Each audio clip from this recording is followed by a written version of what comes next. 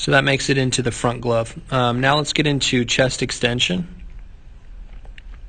Talked about release point. Release point's pretty good. It could be better, but I want you to see this back foot or this chest extension here. You have 47 degrees, which is a fabulous chest extension, and it's a testament to this front knee.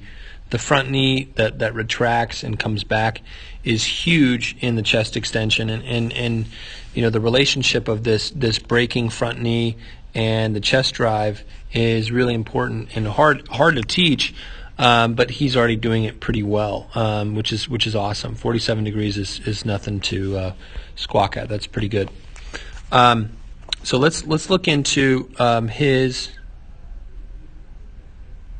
So his arm lays back here, and if I zoom in quite a bit, and I'm going to take a cross section of this elbow, and he goes out, you can see how his body's going forward this way, and you can see how the arm is lagging. So I don't want it to lag, so I want him to pinch for a longer period of time and drive through that chest, and keep this wrist and elbow together instead of this is what we call an arm fly out. So he's flying out this side. I'd like to reduce it a little bit, maybe in the middle here by a few inches. That's just going to reduce a little bit of the arm drag, and that's going to help him speed up and be more efficient, and you know, less stress on the elbow and shoulder. So he's doing a good job pinching. We just got to make sure that the wrist follows as well in the same speed, and with our weighted ball program, that's going to help a lot, especially with all the drills online. All right, let's go to our next one, which is our elbow. So forearm fly out.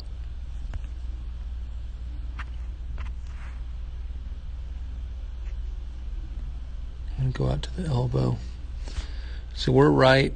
We want to stay connected. So the shoulder, both of the shoulders, we want the shoulders to be in line, and well, they are always in line. Sorry, but we want them to be lined up with the elbow.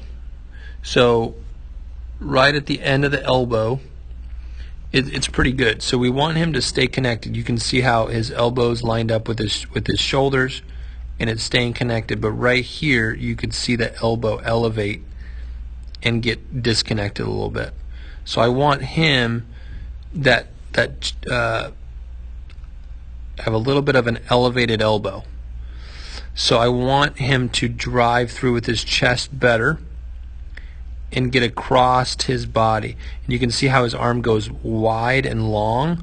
I want his elbow to stay bent, and that's going to help him push the wrist through, which is that arm drag that we're talking about. So arm fly out, elevated elbow, distal humerus, his elbow's a little bit too high at the end, and all of that, the throwing that we do, all of the arm care that we do is going to help him do that at a faster rate. So that's gonna be huge for him. So thanks for tuning in. I really appreciate it. You know, as a recap, the back leg squat is going to be huge. The front knee is pretty good as long as it retracts, which he's doing. The front glove needs to work a little bit more efficiently. He has a little bit of an arm fly out going outside of his elbow, and it's going just at a slower pace. And we have an elevated elbow, so a high elbow that he's got to work on as well. So if you take those few things and you work on them, you should get around that amount of velocity. So if I have 6 weaknesses, I'll get around 6 miles an hour just based off of